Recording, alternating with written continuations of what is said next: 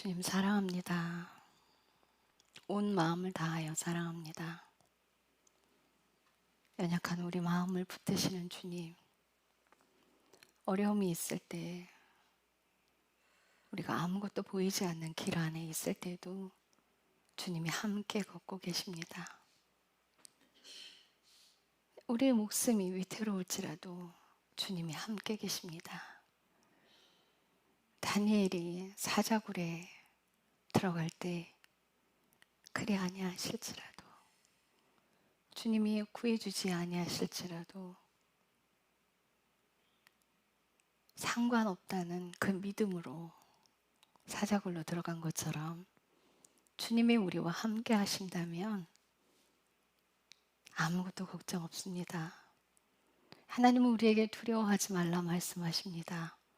염려하지 말라 말씀하십니다. 그 어떤 상황에 처해 있든 주님만 믿고 걱정하지 말라고 하십니다. 이 시간도 주님 말씀하고 계십니다. 위로의 주님, 회복하게 하시고 다독이시며 다시 일으키시는 주님, 우리를 부하게도 하시고 낮추기도 하시는 주님, 우리의 삶 가운데 우리가 마음에 가지고 있는 것들, 그 욕심들을 다 제거하시고 당신이 주인 되는 삶을 만들기 위해 모든 것을 다 쏟으시는 주님, 하나님 나라의 통치, 온전히 하나님의 주인 되는 그 삶의 완전한 그 자리에 갈 때까지, 우리가 죽어 예수님 마중 나오는 그 순간까지 예수님만 사랑하고 주님의 명령 따라 끝까지 가기를 기도합니다. 주님 감사합니다. 온전히 하나님의 것들만 흘러가게 하시고 주의 영광만 드러나기를 원합니다. 감사드리며 예수님의 이름으로 기도드렸습니다. 아멘. 네, 다니엘서 5장이 조금 길기는 해요. 네, 우리 끝까지 교독하시겠습니다. 함께 교독하시고 31절 마지막 절은 같이 읽겠습니다. 벨사살 왕이 자기 귀족 1000명을 위해 큰 잔치를 베풀고 그 1000명 앞에서 포도주를 마시니라. 벨사살이 포도주를 맛보며 명령하여 자기 아버지 느부갓네살이 예루살렘에 있던 성전에서 탈취한 금은 그릇들을 가져오라고 하였으니 이것은 왕과 그의 통치자들과 아내들과 첩들이 그것들로 마시려 함이었더라. 이에 그들이 예루살렘에 있던 하나님의 집 성전에서 탈취한 금그릇들을 가져오매 왕과 그의 통치자들과 아내들과 첩들이 그것들을 마시더니 그들이 포도주를 마시고는 금과 은과 놋과 쇠와 나무와 돌로 만든 신들을 찬양하니라. 바로 그때에 사람 손이 손가락들이 나와서 등잔대 맞은편에 있는 왕궁의 회칠한 벽에 글을 왕이 글 쓰는 손의 일부를 보았는데 그때 왕의 안색이 변하며 그의 생각들이 그를 근심하게 하였으므로 그의 허리뼈 마디들이 풀리고 그의 무릎이 서로 부딪히매 왕이 크게 소리를 질러 별을 살피는 자들과 갈대아 사람들과 점쟁이들을 데려오게 한 뒤 바벨론 지혜자들에게 말하여 이르되 누구든지 이 글을 읽고 그것의 해석을 내게 보이는 자에게는 내가 주홍색 옷을 입히고 금목걸이를 그의 목에 걸어주며 왕국의 셋째 치리자로 삼으리라 하니라. 그때 왕의 모든 지혜자들이 들어왔으나 그들이 그 글을 읽거나 왕에게 그 글의 해석을 알려줄 수 없었으므로 이에 벨사살 왕이 크게 근심하여 그의 속에서 안색이 변하였으며 그의 귀족들도 심히 놀라니라. 이때의 왕비가 왕과 왕의 귀족들의 말들로 인해 잔치하는 집으로 들어와 말하여 이르되 오 왕이여 영원토록 사시옵소서. 왕께서는 왕의 생각들로 말미암아 근심하지 마시며 안색을 바꾸지도 마옵소서. 왕의 왕국에 한 사람이 있는데 그의 안에는 거룩한 신들의 영이 있나이다. 왕의 아버지 시대의 빛과 명철과 신들의 지혜 같은 지혜와 그의 안에는 발견되었나이다. 내가 말하노니 왕의 아버지 느부갓네살 왕 곧 왕의 아버지이신 그 왕께서 그를 마술사들과 별을 살피는 자들과 갈대아 사람들과 점쟁이들의 우두머리로 삼으셨나이다. 뛰어난 영과 지식과 명철과 꿈을 해석하는 것과 어려운 글귀를 알려주는 것과 의문을 푸는 것이 왕께서 벨드사살이라는 이름을 주신 바로 그 다니엘 안에서 발견되었으니 이제 다니엘을 부르소서. 그러면 그가 그 해석을 보여드리리이다 하니라. 그때 다니엘이 왕 앞에 이끌려 나오니 왕이 다니엘에게 말하여 이르되 내가 내 아버지인 왕께서 유대인 거주지에서 데려온 유다의 포로된 자들의 자손에 속한 그 다니엘이냐. 내가 너에 대하여 들었는데 내 안에는 신들의 영이 있고 빛과 명철과 뛰어난 지혜가 내 안에서 발견되었다 하는도다. 방금 내가 지혜자들과 별을 살피는 자들을 내 앞으로 데려다가 그들이 이 글을 읽고 내게 그 글의 해석을 알려주게 하였으나 그들이 그것에 대한 해석을 보일 수 없었느니라. 내가 너에 대하여 들었는데 너는 해석을 할 수 있고 의문을 풀 수 있다 하는도다. 이제 내가 그 글을 읽고 그 글의 해석을 내게 알려줄 수 있으면 내가 내게 주홍색 옷을 입히고 금목걸이를 내 목에 걸어주며 왕국의 셋째 치리자로 삼으리라 하니라.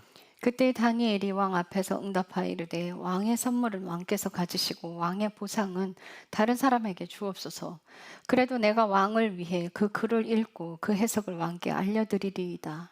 오 왕이여, 지극히 높으신 하나님께서 왕의 아버지 누부갓네살에게 왕국과 위엄과 영광과 존귀를 주셨으므로 그분께서 그에게 주신 위엄으로 인해 모든 백성들과 민족들과 언어들이 그 앞에서 떨고 두려워하였으며 그가 자기가 원하는 자를 죽이고 자기가 원하는 자를 살게 하며 자기가 원하는 자를 세우고 자기가 원하는 자를 낮추었나이다.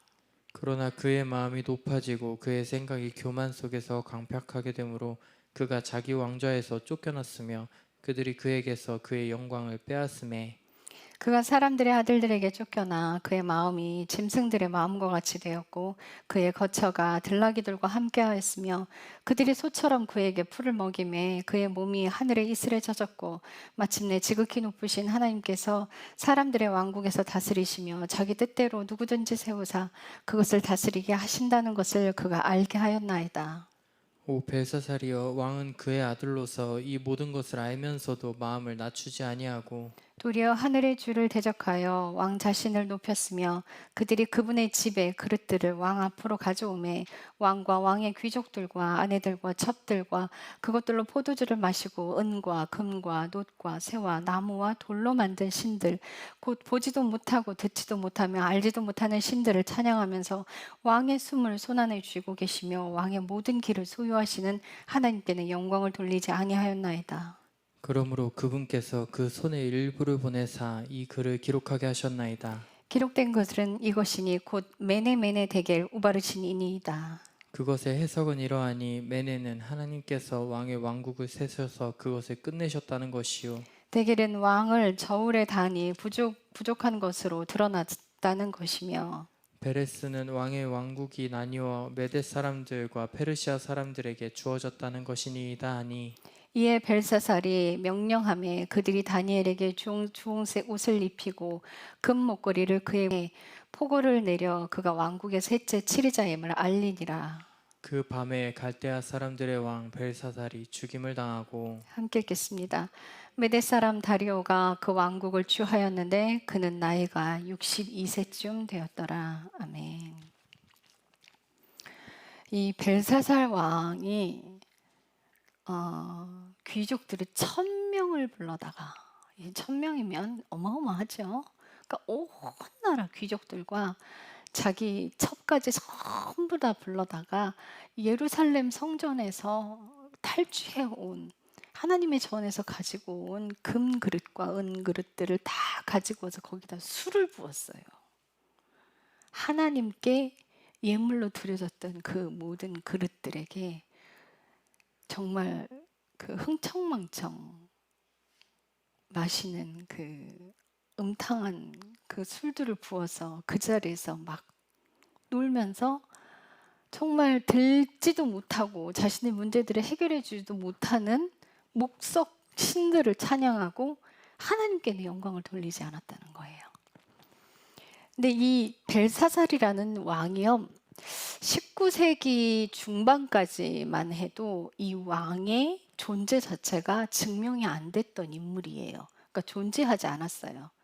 그러니까 어떤 기록이나 어떤 문헌들이 아무것도 나오지 않아서 성경은 허구다라고 떠드는 사람들이 상당히 많았어요. 그런데 19세기 중반 이후에 그 바벨론 뉴욕 그 지역에서 돌에 새겨진 문헌이 발견됐는데 이게 이제 나보니두스 왕의 아들이에요. 벨사살 왕이. 이 나보니두스 왕이 자신의 벨사살 왕의 아들에 대한 기록을 기록해 놓은 거예요. 그래서 이 나보니두스는 나이가 좀 많았대요. 나이가 좀 많아서 이란의 그 사막 한가운데서 지내고 아마도 쫓겨났던 모양이야. 그 어떤 목사님들은 말씀하시기에 뭐 사상을 좋아하고 전쟁을 좋아해서 나가서 지냈다라고 하는데 대부분의 그 역사 기록들은 그냥 그 광야, 이란 광야에서 지냈다고 되어 있어요. 그런데 그 아버지가 벨사살 왕에 대한 기록을 돌에 새겨 놓은 거예요. 그러니까 성경은 사실이다라는 것이 또 밝혀진 거죠. 노아의 홍수, 그 배가 히말라야 그 눈 속에 얼려져 있다고 하더라고요. 파묻혀져 있다고. 그 꼭대기 정상에. 근데 우리가 그 김승학 박사님인가요? 그 박사님을 통해서 사우디아라비아 땅에 시내산이 있다는 게 밝혀졌잖아요. 근데 에베소서에 보면은 아라비아 땅에 있는 시내산이라고 정확히 나와 있는데 우리는 지금껏 눈을 감고 있었던 거예요. 그러니까 하나님께서 드러나지 않을 게 없고 숨겨진 것들을 하나님이 다 들춰내시는 작업들을 하시는 거예요. 이제 정말 뭐 사람들이 믿든 안 믿든 우리는 마지막 시대에 살고 있고 이 마지막 세대를 살아가는 우리에게 하나님께서 믿는 사람들에게는 많은 시험들을 하세요. 그냥 종교 생활을 하는 사람들에게는 어떤 것도 하지 않아요. 이 벨사살 왕도 종교 생활을 하는 사람이었어요. 돈이 많은 사람들이 하나님을 섬기기가 쉽지 않아요. 정말 쉽지 않아요. 다니엘은 벨사살 왕이 내린다는 그 보석과 그런 선물들을 다 거절했어요. 다 거절하고 왕의 선물들은 그냥 다 다른 사람에게 나눠줘 버리라고. 그래도 이 해석은 해드리겠습니다 하고 거의 야단치듯 해석을 하죠. 왕의 아버지가 느부갓네살이. 그러니까 이제 왕의 아버지 손자예요. 왕의 아버지 느부갓네살이. 그렇게 하나님께서 높이기도 하시고 내리기도 하시고 교만한 자를 막 낮추기도 하시고 세우기도 하시고 그 교만해서 그 사람이 그 정신질환으로 7년 동안 정말 발가벗고 다녔대요. 흙 먹고 풀 뜯어먹고 막 그렇게 7년을 살다가 하나님께서 정신이 돌아오게 하니까 이제 자신의 교만을 깨닫고 회개하는 자리로 갔잖아요. 그렇게 모든 것들을 주관하시는 게 하나님의 주권에 있다는 거죠. 죄를 사하시는 것도 하나님의 주권에 있어요. 사람이 돈을 가지고 있으면 위험한 자리로 가게 되는 게 맞는 것 같아요. 다니엘은 그 돈을 뿌리쳤던 것처럼 우리 삶에 하나님께서 물질을 주시는 이유는 풍족하게 잘 먹고 잘 살아라가 아니라 이 물질로 하나님 나라 확장해 가자. 내가 너에게 때에 맞춰서 필요한 것들을 다 먹이고 입혀주마. 그래서 하나님 그러시잖아요. 일용할 양식을 구하라고. 일용할 양식을 구하라고. 더 많은 부에 관심을 두지 마라. 욕심을 두지 마라. 가나안 땅에 들어갔던 이스라엘 백성처럼 광야에서 정말 하나님을 섬기고 하나님을 찾고 하나님께 순종했던 그들이 가나안 땅에 들어가서 타락해버렸잖아요.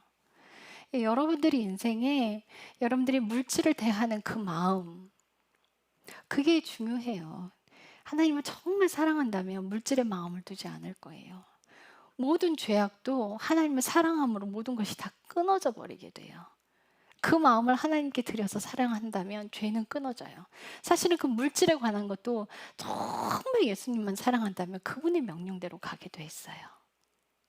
그러니까 우리 교회는 좀 특별해요. 그죠? 특별한 것 같아요. 그래서 하나님이 주시는 그 시험도 정말 특별하고 다른 교회에서는 겪을 수 없는 일들을 하나님께서 막 하시니까 사실 이제 상식을 벗어나는 것들은 이제 믿음에 정말 어느 정도 단련이 된 사람들을 하나님께서 상식도 버려라.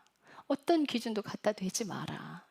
왜요? 정말 믿음의 선조들은요. 그 상식을 여러분들 우리가 상식을 기준으로 하면 세상에서 벗어나지 못해요. 하나님을 틀 안에 가두게 된단 말이에요. 우리가 부르는 찬양 중에 그게 있잖아요. 하나님의 능력을 그대 생각 속에 가두지 마오. 하나님의 계획을 그대 생각 속에 가두지 마오. 근데 우리가 살아온 그 경험 때문에 자꾸 안 될 거라 생각을 하고 우리가 살아온 그 경험 때문에 우리는 그걸로 판단하고 그걸 기준으로 삼잖아요. 근데 하나님은 그거조차도 내려놓으라는 거예요. 누가 그랬어요? 아브라함에게 아들을 주셨는데 노년에 주신 그 아들을 정말 사라의 생리가 끊어져서 생명을 ing대할 수 없는 지경에 이르렀을 때 자녀를 주신 그 아들을 제물로 바치라고 했을 때 여러분들 그건요 상식이 아니에요. 상식이 될 수 없어요. 그럼 상식을 기준으로 했으면 아브라함은 순종 못했을 거예요. 베드로에게 물 위를 걸어와라 말씀하신 그 예수님의 말씀을 상식으로 받아들였다면 베드로는 배 밖으로 나오지 않았을 거예요. 우리 인생 가운데 하나님께서 그런 믿음을 요구하고 오시는데 우리가 그 단계에 올라가면 하나님은 그 믿음을 우리에게 요구하고 오세요. 왜요? 너 나랑 같이 지금껏 동행해 왔지? 이제 알지? 내가 네 삶에 어떤 일을 행했는지 넌 알잖아. 그치?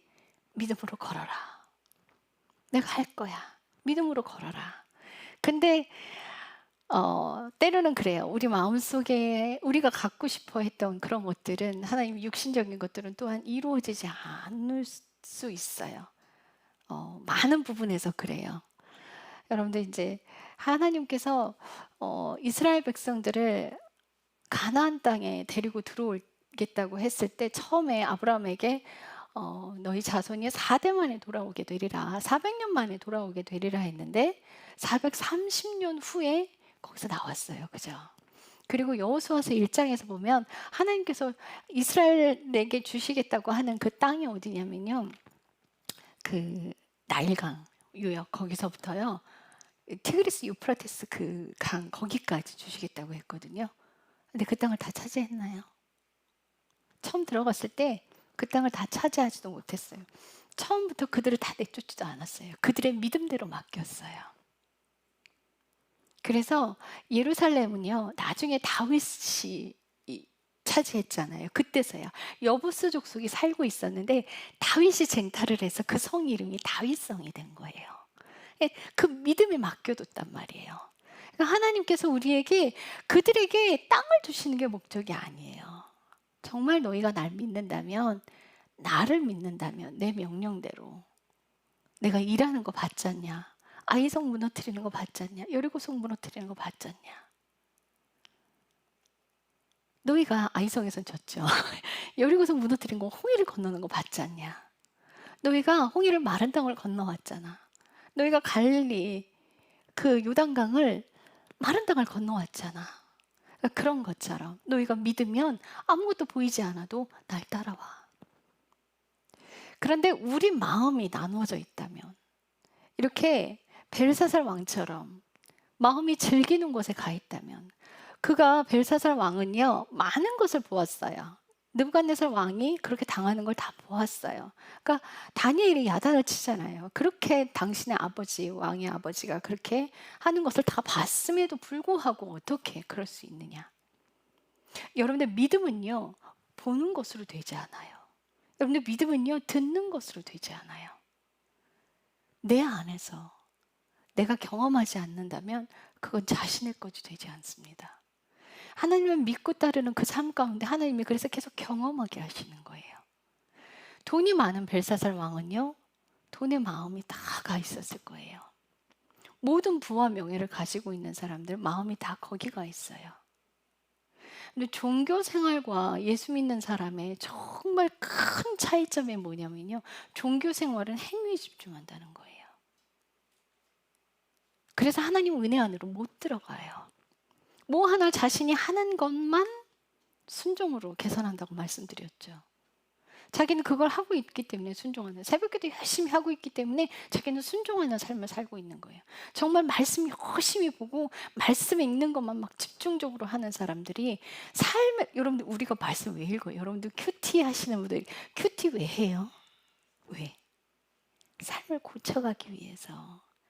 적용해야 되는데, 그 말씀을 내게 적용해야 되는데 그냥 읽고 지식으로 쌓는 걸로만 사용하기 때문에 말씀과 전혀 상관이 없는 사람이 되는 거예요. 말씀을 읽었다면 그 말씀을 내게 적용시켜야 돼요. 여러분들 벨사살 왕이 이 말씀을 읽으면서 내 삶에 어떻게 적용을 시킬 것인가를 보셔야 돼요. 내가 돈에 마음을 두고 있지 않은가? 내가 정말 내 유혹에 끌려서 내가 즐겨하는 것들에 마음을 두고 있지 않은가? 여러분들, 마음이 나누어진다는 게 굉장히 위험한 거예요. 사랑은요, 온 마음이 하나님께 가는 거예요. 내 마음이 온전히 하나님께 가 있을 때 순종이 가능해져요. 그게 정말 기준에 안 맞는 것일지라도, 그게 상식에 어긋나는 것일지라도 그분이 말씀하시면 순종하게 되는 자리로 가는 거예요. 바울이 자신을 쳐서, 육신을 쳐서 복종시켰다라고 이야기하는 것처럼 우리의 삶도 우리가 온 마음을 하나님께 드린다면 우리가 육신을 쳐서 하나님께 복종하는 그 자리로 갈 거예요. 우리가 순종이 어려워요. 사실은 우리 삶 가운데 정말 쉬운 것들은, 하나님 말씀하시는데 쉬운 것들은 그렇게 많지 않아요. 우리가 있는 가운데서 남한테 흘려보내는 거는 어렵진 않지만 하나님께서 우리에게 요구하시는 데는 있을 때 흘려보내는 게 아니라 내가 정말 필요한 돈 다 갖고 있는데 그거 흘려보내라고 하는 말씀을 하시고, 내 아들 학비를 다 갖고 있는데 그거 보내라고 말씀하시면 들리면 마음이 고통스럽고 아픈 거예요. 근데 들리니까 어떡해. 기도해도 계속 맞다고 말씀하시고 계속 보내라고 하시니까 그럼 어쩔 수 없이 거기가 먼저인 거예요. 그쪽으로 흘려보내는 순종을 하게 되는 거죠. 우리 인생은 우리가 계획해서 가는 게 아니에요. 제가 죄에 대한 회개를 여러분들께 계속 말씀드리지만 이 죄의 근본은요, 그분이 나와 동행하지 않는 거예요. 죄의 근본은요, 불순종이에요. 죄의 근본은요, 그분께 온 마음을 드리지 않는 거예요. 죄는요, 교만이에요. 행위의 죄만 죄로 여기고 있기 때문에 그게 문제가 되는 거예요.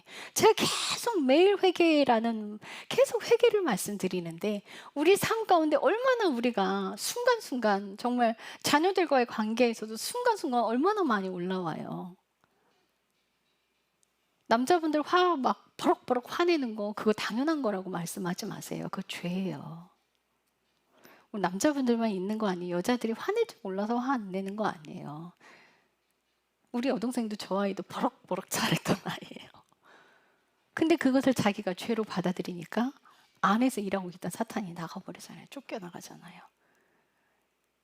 그걸 죄로 회개해야 돼요. 그걸 당연하게 받아들인다면 거기서 벗어나지 못해요. 여러분들, 죄는요, 정말 수많은 모양의 것들을 가지고 있어요. 딱 행위의 것들을 죄로만 여기지 마세요. 마음의 죄가 다 있어요. 여러분들 마음의 죄가 있어요. 여러분들 생각하는 거 다 죄. 그래서 육신의 생각은 사망이요, 영의 생각은 생명과 평안이라 말씀하시는 로마서 8장의 말씀처럼 우리가 생각도 영의 생각을 해야 되고 육신의 생각은 버려야 하는 거예요. 이게 육신적인 것들, 여러분들 쇼핑몰에 들어가서 계속 들여다보면 어떻게 돼요? 그 사요 안 사요? 반드시 사요. 네, 그렇게 되게 돼 있어요. 한 남자가 한참만 계속 들여다보고 그 차 반드시 사요. 마음이 거기 가 있거든요. 그래도 마음이 옮겨져 있으면요, 범죄하게 돼 있어요. 그래서 두 마음을 품지 말라 하는 거예요.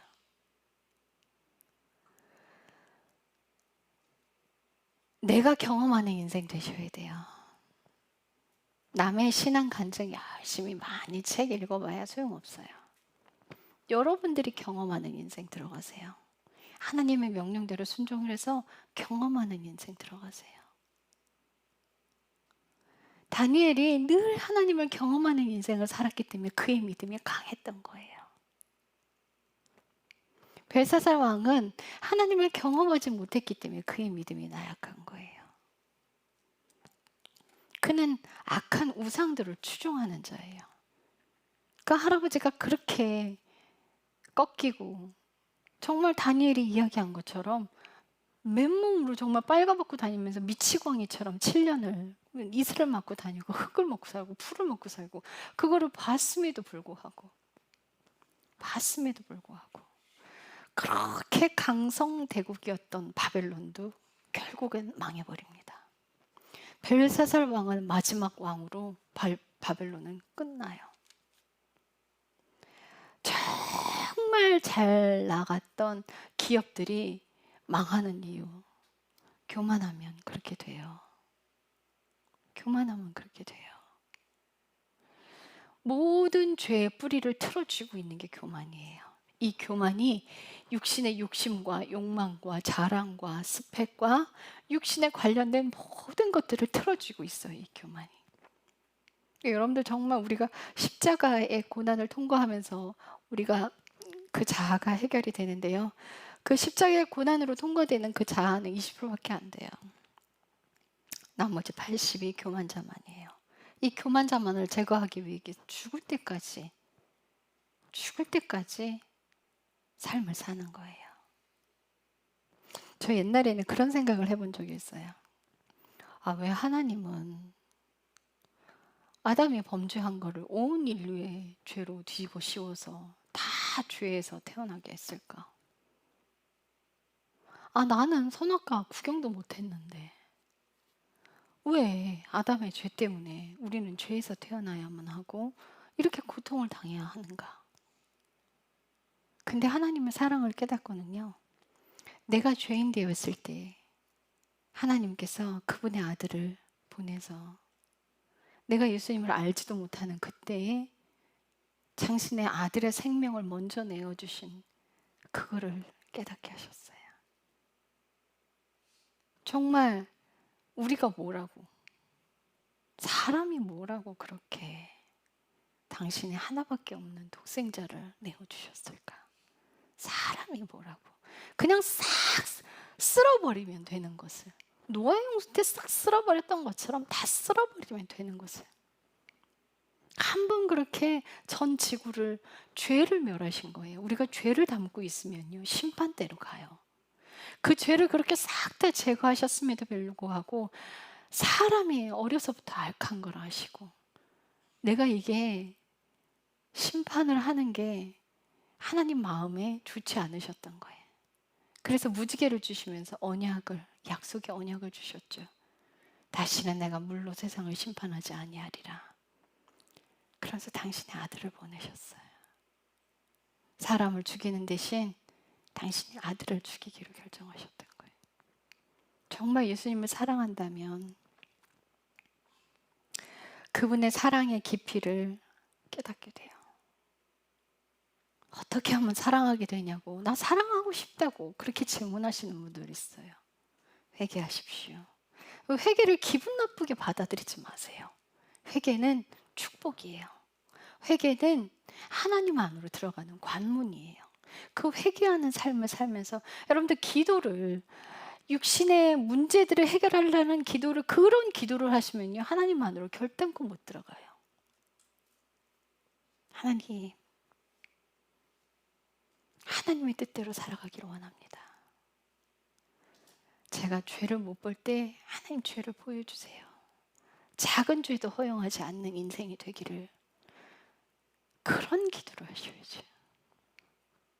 우리가 당장 아이가 아프면 아이 살려주세요 하고만 매달리잖아요. 근데 저는 그렇게 말씀드리지 않아요. 당신의 아이가 아프십니까? 아이 살려달라는 건 뒤로 밀어놓으십시오. 그 아이의 생명은 하나님께 있습니다. 하나님께서 당신에게 하실 말씀이 있으신 겁니다. 그러면 하나님, 제가 듣겠습니다. 잘못한 게 있으면 고치겠습니다. 하나님, 제가 순종해야 될 일이 있으면 순종하겠습니다. 말씀하십시오. 하나님, 제가 보지 못한 죄가 있다면 보게 해 주십시오. 그걸 먼저 갖고 들어가야 돼요. 이 아이의 생명은 하나님 손에 놓습니다. 그게 맞는 기도예요. 근데 우리는 어떻게 해요? 당장 그 문제 먼저 해결해 달라고 막. 근데 그 문제 딱 해결되면 여러분들 어떻게 돼요? 끝. 기도 끝. 또 이제 태평해져 버려요. 또 이제 기도도 안 해. 문제 해결 받았거든. 근데 부모들이 자녀들 대학 교회 다니는 이유와 목적이 대학 보내려고. 그래서 청년들이 대학 다 들어가 버리면 교회들을 다 떠나버리는 거예요. 왜요? 목적을 성취했거든. 여러분들 인생의 목표가 육신의 것이 되면 안 돼요. 여러분들 인생의 목표가 예수님을 사랑하는 게 돼야 돼요. 우리가 고난 가운데 있어도 그분이 함께해요. 아무리 폭풍 속에 있을지라도 그분이 손잡고 계세요. 바울의 삶이요. 우리 바울 영화를 한번 봤어요. 감옥에 갇혀있는 바울을 성도들이 막 데리러 와요. 감옥으로. 지금 당장 나오라고. 나가지 않겠대요. 바울은 결국은 순교했어요. 그의 인생을 들여다보고 있으면서 이게 예수 믿는 건데, 이것이 예수 믿는 인생인데, 우리는 마지막 때에 살고 있어요. 여러분, 지금 이 평안할 때 여러분들 믿음을 잘 지켜놓으셔야 고난이 왔을 때 흔들리지 않게 돼요. 지금 여러분들 믿음 안 지키시면 고난이 왔을 때 싹 다 쓸려나가 버려요. 진짜와 가짜는 고난이 올 때 반가름 나요. 정말 생명 내놓고 예수 믿는 자리로 가는 여러분들이 되시려면 온 마음을 그분께 드려야 자신의 죄를 한 가지도 허용하지 않고 회개한 인생을 살아갈 수 있어요. 우리가 그 인생 그 자리, 예수님을 사랑하는 온 마음으로 사랑하는 그 자리, 생명 다해서 그분을 사랑하는 그 자리, 그 자리 지켜내시길 축복합니다. 기도하겠습니다. 우리 인생이 물질을 따라가서 흥청망청 죄에 끌려 벨트세 살 왕처럼 되지 않기를. 다니엘은 왕이 내리는 선물도 거부했습니다.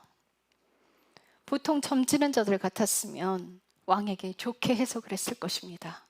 그러나 다니엘은 왕이 죽일지도 모르나 왕 앞에서 바른 말을 합니다. 하나님이 주시는 명령을, 바른 소리를 그대로 입술을 통해 대언합니다. 그러나 우리의 삶은 목숨을 내놓고 씨름하는 자리가 아닙니다. 작은 고난이 와도 휘청거립니다. 작은 문제만 터져도 온 마음과 정신이 흔들려 버립니다. 이런 삶을 이겨내지 못한다면 이 문제들 앞에서 예수님께만 온 마음을 들여서 그 문제가 아니라 그리 아니하실지라도의 자리에 가지 않는다면 실제로 삶의 고난이 왔을 때 전부 다 쓰러질 것입니다. 지금 이 시간 모든 그 작은 문제들 앞에 어떤 일이 있을지라도, 우리가 고난 가운데 있을지라도, 작은 문제들 가운데 있을지라도 온 시선을 주님께 드리기를 원합니다. 온 마음을 주님께 드리기를 원합니다. 주께서 하시는 그 음성의 말씀을 듣기를 원합니다. 주의 명령대로 따라가기를 원합니다. 오직 예수님만 사랑하기를 기도합니다. 주님 사랑합니다. 예수님의 이름으로 기도드렸습니다. 아멘.